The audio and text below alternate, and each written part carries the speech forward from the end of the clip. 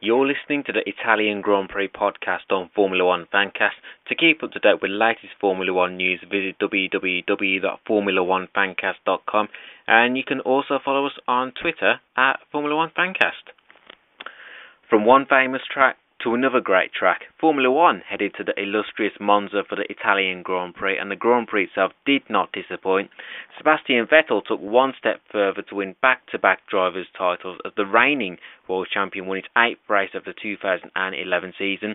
Jenson Button finished second, and Ferrari's Fernando Alonso gave the home crowd something to cheer about as he came home in third. And here with me to review an exciting Italian Grand Prix is Formula 1 pundit Will Vincent. An entertaining Grand Prix, wasn't it?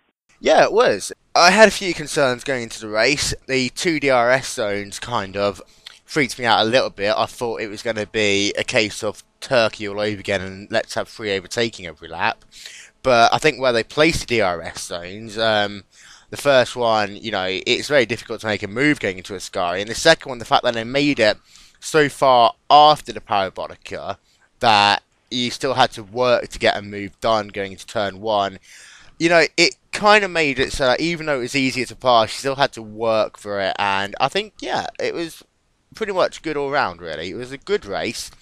Some very entertaining driving. Some possibly of the best moves of the season we saw this weekend. And it was good to see some faces, some familiar faces and some not so familiar faces racing at the top of the field. Well, pole position for Vettel on Saturday didn't get off to the best of starts in the race, but once the race got restarted, after the safety car went in, Vettel pulled off a fine move on Alonso to take the lead of the race. Will, great performance from the German, and his overtake on Alonso proved he can indeed overtake when he has to. Yeah, first thing I want to mention is you said this is Vettel's 8th Grand Prix win of the season. Now, everyone keeps on comparing him to a certain M. Schumacher. And let's not forget, in Schumacher's second championship year, 1995, Schumacher actually won 9 races that year. And it looks like Vettel is very much on course to at least equal that. You can see the comparisons continuing all the while. Qualifying, good as always. You might as well let Vettel have pole position and see who's going to come second and make that pole position for the race. But that move on Alonso was one of the best I've seen this season. Overtaking on Curva Grande is by far not the easiest moves you can make, especially the high speed, cars running low downforce. I have to say that's possibly one of the best moves I've seen Vettel make in a long, long time. Well, Neutral will be hoping the race for the title will go on for longer, but I suppose, Will, it's only a matter of when Vettel will become world champion for the second consecutive year. You know what? I actually want Vettel to win this championship and then Red Bull can relax. And Vettel then will be a case of how many more races can Vettel win. But I mean, after that pressure's off, McLaren and Ferrari having to win the championship, which I think, they're still going all out because they know they've still got a championship to win. As soon as that pressure's off them, I think you'll see them winning a lot more races towards the end of the season. The same way you saw Alonso pretty much dominate ends of season before, once he knew that he was out of contention for the championship. On Vettel's part, he's done a really, really good job this year. No one can take that away from him. I have to say that out of the entirety of Red Bull, there's 2 people that make the difference. One of them being Sebastian Patel, and one of them being Adrian Newey. Newey being still the best designer of cars in Formula 1, despite the fact that he doesn't use all these newfangled technologies that everyone else does. Still pretty much uses a pen, paper, and a scale ruler. But somehow he manages to do it right, and not only does he do it right, he does it right every single race. It took him about a year and a half to really settle down at Red Bull, but the second I saw on my favourite news website that he was moving to Red Bull, I was thinking, give him 2 years, I'll be winning championships. I mean, let's put it this way, he did the same for Williams, he did the same for McLaren. He's great at taking a team that's doing well and making them into a championship-winning team. A lot of people think Christian Horner's the guy that holds all that glue together at Red Bull. I really have to say it's Newey's brilliant that not only holds the R&D department together, but keeps morale up at the team, makes the Red Bull ad dollars worth paying year on year, and really does gel that team more than anyone else in there. Perhaps I could even say more than Vettel himself. Delight for one Red Bull driver, but disappointment for the other as Mark Webber retired from the race. The Australian lost his front wing at turn 2 after trying to get past Felipe Massa, and then Webber went straight into the wall at the Parabolica on lap 5. Will, another frustrating weekend for Mark. Well, yeah, and we keep on saying this week on week on week. Frustrating weekend for Mark Webber. I mean, this move, it might not have been Webber's fault. In fact, I could pretty much say it was Massa's fault more than Webber. Yes, Webber shouldn't really have been pushing the move that much going into turn 1, but he was at least alongside. But the fact that he had to make a move there in the first place, it comes down to a few things. First of all, why is his qualifying not as good? Why was his start not as good? Why is his restart not as good? Why is he putting himself in these positions that he needs to force himself to make these moves and then make mistakes afterwards? Crashing into the Parabolica, you know, again, that one, you can't really give him too much blame there, because on a low downforce track like that, you take the wing off the car, the only little bit of downforce there is when it's trimmed out, and you put it underneath the car, you're not going to go anywhere, you're going to go straight on at some point. And the fact you managed to get it all the way around to the Parabolica and survive it through Italian Grand Prix, the Lesmos and Ascari is an achievement in itself, in my opinion. And that result saw Webber remain winless in 2011. Can you see him winning a race this year? Honest answer, no. Webber is at so many points looked like he can bounce back from unfortunate situations and actually become a world championship contender. Remember, he was stuck at Jaguar for so long when they were in the doldrums, and then Red Bull came along, he seemed revitalised, and then obviously Patel came along, and then he seemed revitalised again. I mean, last season, his middle of the season was rather good. But again, it's like he's back in that same position where you're thinking, you're one of the oldest guys in the grid. Isn't it not time for you to go race the V8 supercars or something like other retired drivers do? Okay, well, after making a poor start to the race, Jenson Button recovered to finish Sunday's race second. Will, good result for Button, but he wasn't really in contention to compete for the race win, was he? I slightly disagree. I mean, his first few stints of the race the first few laps of the race were horrible. But two things I have to say about Button. I swear at some point, him and Hamilton have swapped racing DNA. Because while Hamilton could not get past Schumacher to save his life, Button comes and does it straight away into Ascari, which Hamilton didn't seem to have the balls to do half the race. Had he not have been held up for so long behind those guys and been able to race the Red Bulls from the start, he could have at least given them a little bit of a hassle. I think this was a very, very good drive from Button. A bit of more of a wake-up call for Lewis Hamilton, who, again, doesn't seem to always have a lot going his way, but it comes again to how much he can make of the opportunities that are presented to you. And right here, Button managed to mix the aggression he needed to get past Schumacher with the controlled pace he needed to at least get the podium he was after. And currently Jenson is ahead of his teammate Lewis Hamilton in the driver's standings. Would you say this is a good opportunity for Button to stay ahead of Lewis? Yeah, and as far as Button's concerned, he has one aim this season now, and that's to prove that he has got the talent to keep with Hamilton. Because a lot of people think that Button's just, the number 2 driver at McLaren. But as far as I'm concerned, championship package-wise, I'd put my money in the guy who's not in the yellow helmet. As for Lewis, the 2008 world champion qualified second but ended the race fourth, and he certainly had an enthralling battle with Michael Schumacher. Will, a missed opportunity for Hamilton to at least end up on the podium.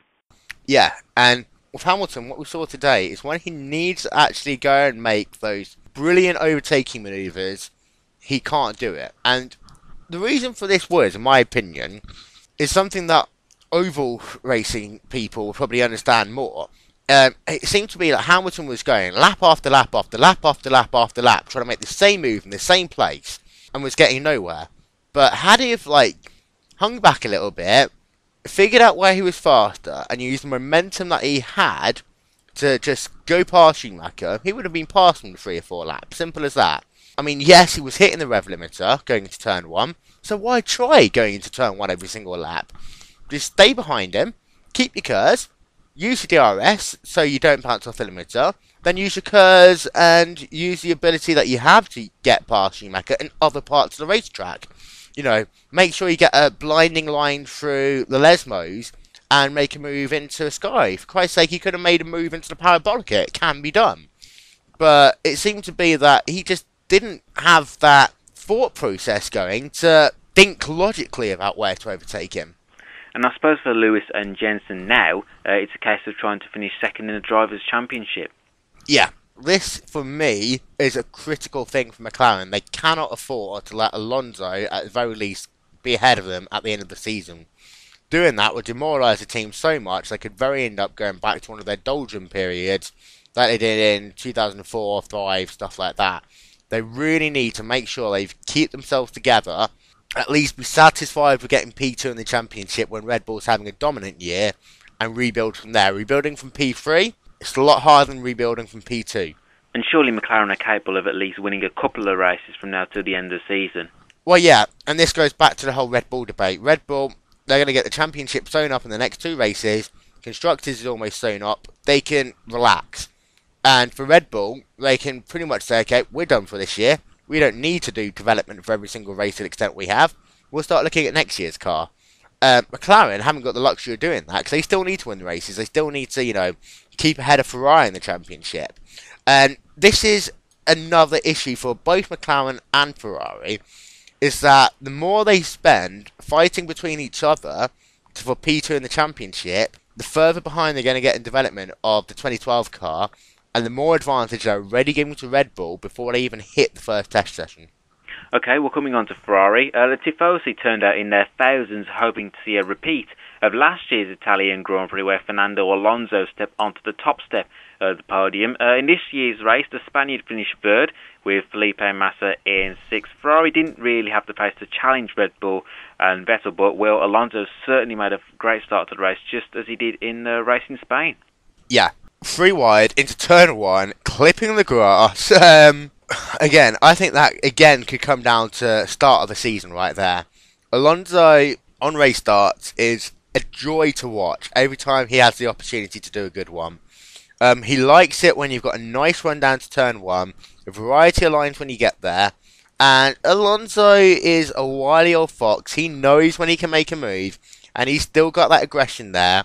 And being in front of the Tifosi, knowing exactly how much they wanted to lead that race, at least, knowing they probably couldn't win it, he thought, you know what, I'm not going to win this race, at least let me try and lead a lap or so. And he did. Fernando was just about able to hold off the challenge of Lewis Hamilton in the closing stages of the race.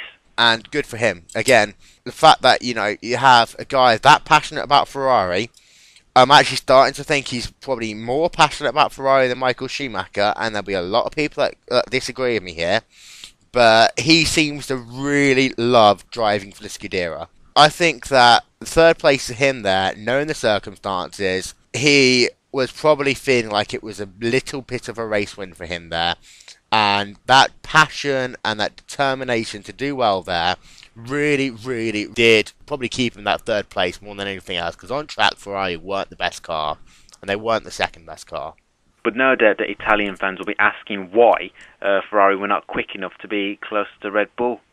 Because Ferrari's looking forward to next year already. Simple as that. I mean, they said as early as Silverstone, half of Ferrari said we're looking forward to next year's car. Luca de Montezellio, knowing that the Gazzetta dello Sport would pounce on that and turn it upside down, came out and said, no, we're not working next year's car, we're committed to the championship. But I bet you at Maranello, they've done a lot of work for 2012, and they wanted to do something for Monza, and knowing that they have to do well in front of the Italian crowd, this is their only chance. They used to have 2 races to do so, now they only have 1. But I think that for Ferrari, they finished this year now. They don't really care where they finish, so long as at least it can be close to McLaren. And they're looking forward to 2012 and putting all their attention to trying to beat Red Bull next year and McLaren. And for Felipe, it would have been interesting to see where he would have ended up had Webber not collided with him. Yeah, and as I said earlier, as far as I'm concerned, that was Massa's fault, but a very good recovery by him. A great drive. You didn't see a lot of him on TV, but it was good to see him not get disheartened and still have that determination to race. I mean, great race car drivers are always the ones that, even after they've been in an incident, will still race with 100% to the flag. If I'm going to talk about drivers that didn't do that, Mika Hakkinen is the first person that comes into my mind. He'd have an incident, come out in P8, and he'll turn off. Simple as that, and he'll just cruise home to the end of the race. People like Massa, I mean, this is what makes Massa a good driver for Ferrari. He might not have the race results this year, but he's had a very good half of the season, second half so far, and he's got that heart and that passion, which is what you need to be a Ferrari driver, and good for him. Well, last two races have seen Michael Schumacher beat his Mercedes teammate Nico Rosberg. Schumacher once again put in a fine performance to finish fifth, although questions were raised about Schumacher's defending manoeuvres against Lewis Hamilton. Will, your views on this? Honestly, I'm going to wait for Niki Lauda to put his nose in where it doesn't deserve yet again. And then what he says, I'll probably say the opposite to. But, you know what? When you're racing different drivers, you do different things. Schumacher, knowing Hamilton, raced Hamilton the way Hamilton would race him. Simple as that. Hamilton done very similar things in the past, and people, brush over it at times. And Schumacher just basically gave the old guy a lesson in how to race defensively. Yes, at times it was borderline, but you know what? If you need to see someone driving defensively, look at Michael Schumacher at Monza, and that is an example of how to do it. Apart from the times when, he may have made more than one move, I mean, I still think at the end of the day, you cannot take that tight a line into a Lesmo. Simple as that. There's one racing line there. And the Ascari one, again, give or take, but again, there's only one line into Ascari, really. So, on both those occasions, I really don't think Schumacher could have done much more different without really compromising himself. I think from Schumacher's point of view, a great drive shows that he still has talent that he always has. And it looks like, at these two tracks especially, he's at least had a car that would work with him. And another flying start to the race. Yeah, I think a few people will be trying to figure out what launch stuff Mercedes are using, to be honest, because they've got it nailed to a T. This is Schumacher finally starting, I think, to shape Mercedes, make him back into, at least for now, a consistent race point scoring team. Let's not forget when he joined Ferrari, Ferrari was as bad as, if not worse, than Mercedes. But with Ferrari, he had his entire team from Benetton that came with him. With Mercedes, he's only really capped Ross Brawn. So it's been a lot more difficult for him this time around. But the more you see him, the more races you see him do it, the more he's starting to get the team to do the stuff to the car that he needs to do well. And I think for the first part of the season, he looked so bad because the car just wouldn't do what he wanted it to do. And any race car driver doing exactly the same. There's only so much you can push a car that's not designed or set up well. Simple as that. Well, Mercedes have not yet got the race pace to compete with the big three, but there are signs that the team are certainly improving race by race. Two things here. Their straight line speed was exemplary, and because they've got such a good straight line speed, they could run better suited aero package to their needs for this track. And I would say, had they have taken a little bit of wing out, they could have raced McLaren all day long.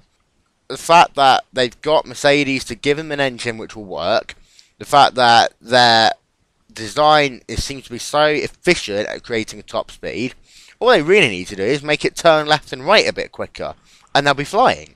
They've got half the package there, they just need to sort out the other half, and if they carry on going, 2 years I give them, you'll be seeing, if Michael's still around, Michael, if not Nico, and someone else at the top of the timesheets a lot more often than you have seen recently. And just coming on to Nico Rosberg, a lucky escape for Rosberg, Vitaly Petrov and the midfield pack after what happened on the opening lap, because that could have been a whole lot worse. Yes, we'll come to that incident in a bit, because I think that was an appalling incident. Rosberg, very lucky to get through that, and very well done to just keep his nose clean all race, because at the end of the day, when Mercedes know that they'll only score points if they keep their noses clean and have solid races, because they've got the pace to do so. They've not got as much of an advantage as the guys ahead of them to race through a field if they have to. So by keeping your nose clean, you're halfway there to scoring points. Well, Ferrari were not the only Italian team competing at the home Grand Prix. Toro Rosso have fond memories of Monza after Sebastian Vettel picked up their first and only win in Formula 1 at Monza in 2008. This year, Jaime Alguersuari once again came for the field to finish in an impressive 7th place, And Sebastian finished in 10th to make it a double points finish for the team. Will, an encouraging weekend for Toro Rosso, and not for the first time this season. Alguersuari goes out in Q1, and yet he finishes the race in the points. Yeah, and if I was one of these guys, I'd start P17, whatever it is, from now on, every single race for P17, and that's it. Knowing that you've got a better chance of getting points than all the guys ahead of you, statistically. But let's not call Toro Rosso. Let's call him Minardi for this weekend. And for me, Toro Rosso have kept so much of that Minardi spirit going that they're still one of the most lovable teams in Formula 1. Whilst their big brothers are running away with championships and people either love them or hate them, everyone has that little soft spot for Toro Rosso, wants them to do well. Going back to 2008, I think Toro Rosso winning that race meant more to the Tifosi than many of the wins Ferrari have had, especially in their more dominant years. And I think that the Italian crowd does something to that team as well. And a double points finish for them means as much as a Ferrari guy getting onto the podium. Alguersuari is a great racer. Let's not forget, at one point this season, he almost didn't have a contract. He was almost booted out of that team. And you know what? These are two very good drivers. I think the issue is, and a few people's brought it up already, with Red Bull having two established drivers, where is next for these guys? I mean, Toro Rosso is always supposed to be the stepping ground to Red Bull, and that's disappeared.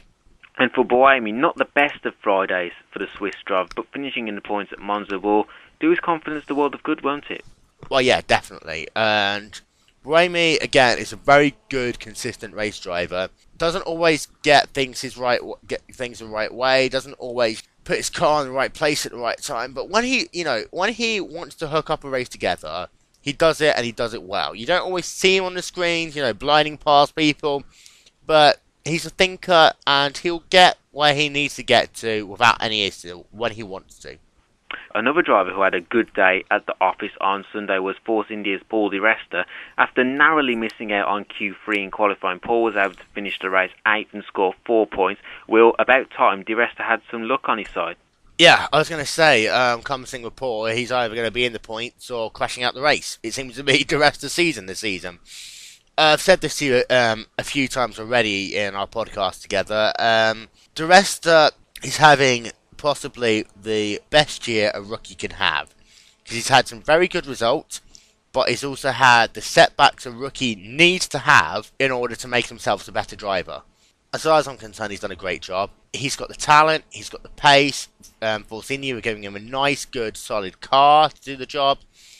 I actually want him to stay at Force India for a few years, because I think Force India are a team that are building up slowly. They've still got that spirit from them from back when they were Jordan that was good and solid before they went through that horrible period as Midland and whatever else they were, Spiker, whoever else. And they're back to that patch where they were Jordan and they were doing well. They were a team that everyone seemed to like. I mean, everyone loves a little bit of Force India. They like seeing that white, orange and green car flying around the track, doing well. And good job for Di Resta. Sutil, though, not so lucky. And those 4 points saw Force India climb above Sauber into 6th in the Constructors. The battle for 6th between Force India, Sauber and Toro Rosso is going to be very intriguing from now to the end of the season, isn't it? I think you can count Sauber out of it, to be honest. Sauber seem to have done what they've done so many years in the past, have a good car at the start of the season, and it ever so gradually slips off, and by the end of the season you're wondering, how are they here in the first place? And this is one thing Sauber really need to work on. They've only really got an entire season hooked together 1 or 2 times in their history.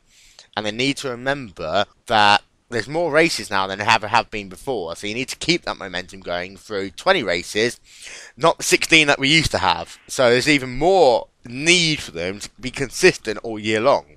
And congratulations to Bruno Senna for scoring his first ever points in Formula 1 after the Brazilian came home in 9th. Will, good performance from Senna, and in the end he was not far away from Di Resta. No. For the Senna name to score points again at Monza, at a track that Ayrton was always so good at a track where Ayrton Senna was Ferrari's dream driver for a number of years.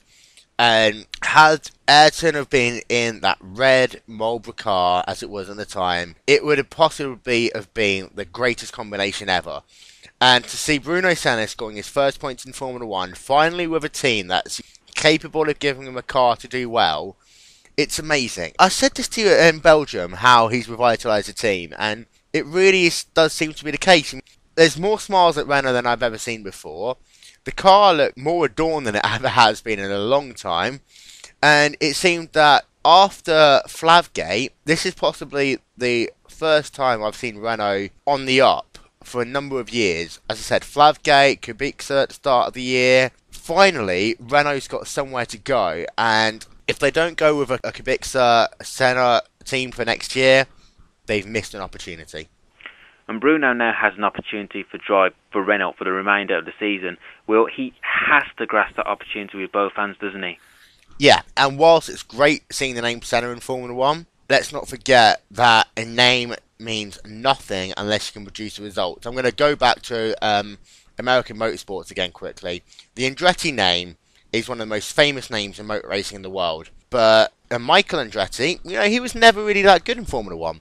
Never really produced results that the Andretti name was used to. So Michael and Marco Andretti have got the family name, but they haven't had the performances to go with it.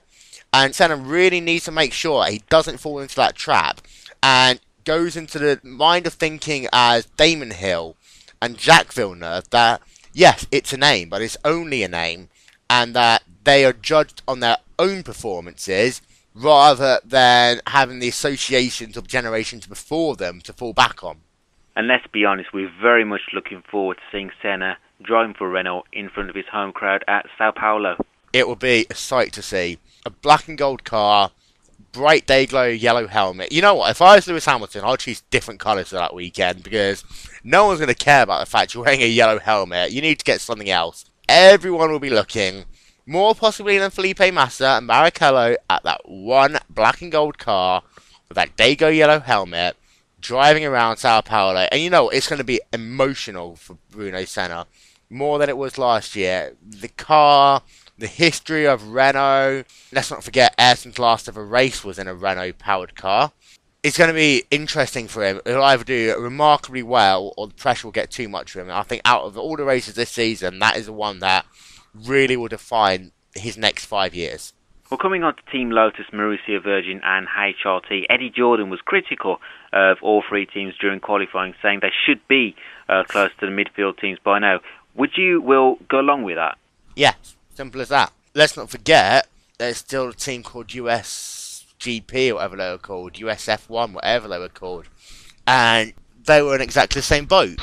And it raises the question of how difficult it is to get a new team into Formula 1 now. Because Force India were another team. Toro Rosso was Minardi. Red Bull was Jaguar, was Stuart Ford. So there's not really been that many new teams in a very long time. Everyone always seems to pick up the pieces of someone else's team and bring it in under a different name. To start a team completely from scratch is something that I don't think really has been done since Toyota.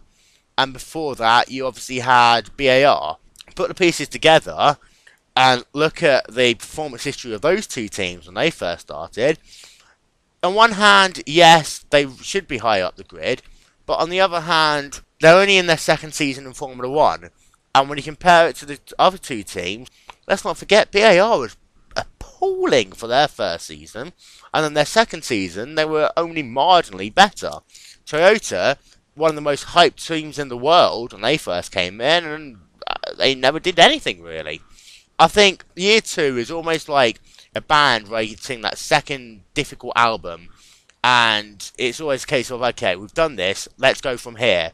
Next year is going to be the critical year, because I think if they don't start improving, the ad dollars will go, or in HRT's case, they won't get the ad dollars. And I think if they don't start improving next year, then we'll be down to 24, 22, or even 20 cars again. And if there's one team of the three who look like getting close to the midfield, you'd have to say that team is Team Lotus. Team Lotus, out of the three, are the best of the three. And the reason for that is, in my opinion, is they've got the most solid foundations of all of them. Let's not forget they've got Mike Gascoigne. Let's not forget also they've got partnerships around the world. Obviously, they've got links with Caterham now, who's very good at building cars from scratch. Let's be honest about it. Obviously, they've got links with the Lotus name in other formulae, both down across the pond. So, I think out of the three, they're the one with the brightest future. Fernandez is a very wily businessman. He's been able to do a lot of things that other team owners wouldn't be able to do so far. I think he's got some tricks up his sleeve. I think everything they've done in the last year and a half, building up the name, you're not going to start really seeing properly for another year and perhaps 2 years. But out of all the teams, they've got the brightest future, and they're outperforming backsides of the other two teams. It seems to be you can set position 21 through 24 pretty easily. And then it's a case of, well, will Lotus finish in P19-20, P17-18, or will they get into Q2? And finally, looking ahead to Singapore, a win there, and providing results go his way, Sebastian Vettel will be world champion. And Will, you wouldn't bet against it, would you? Yes and no. Mainly because Alonso loves Singapore. So I've got a feeling that, Alonso might keep Vettel from uncorking the champagne for another few weeks even.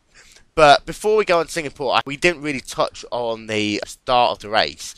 And I have to say, that was a stupid incident there. And I don't understand how some of these drivers manage to keep their super licenses at times. Some of the driving you see from the guys at the back isn't always the best. And I think Bernie's alluded to it a few times, with the new teams. Eddie Jordan's kind of halfway there, but at some points it does seem to be that you've gone back to what you had in the mid-90s, where drivers are recruited not because of their talent, but because of the amount of money they bring to the team. And you always see that with the likes of Taki Inoue and some of the other drivers that drove, for example, for Footwork, for Minardi, for bottom teams back in the days. I think that they really need to make the super license requirements a lot higher, and also they should review super license requirements at a number of points during the season. And I also think the 107 rule should be made into a 105 rule, because that way it will force the teams to step up. And I would actually like to see teams being waved off the track if they're going too slowly, or if it looks like they're posing a threat to other drivers. Well, thank you very much for coming in to review the Italian Grand Prix with me. You can keep up to date with the latest Formula 1 news by visiting www.formula1fancast.com, and you can also follow us on Twitter at Formula1 FanCast. From me and Will, cheerio.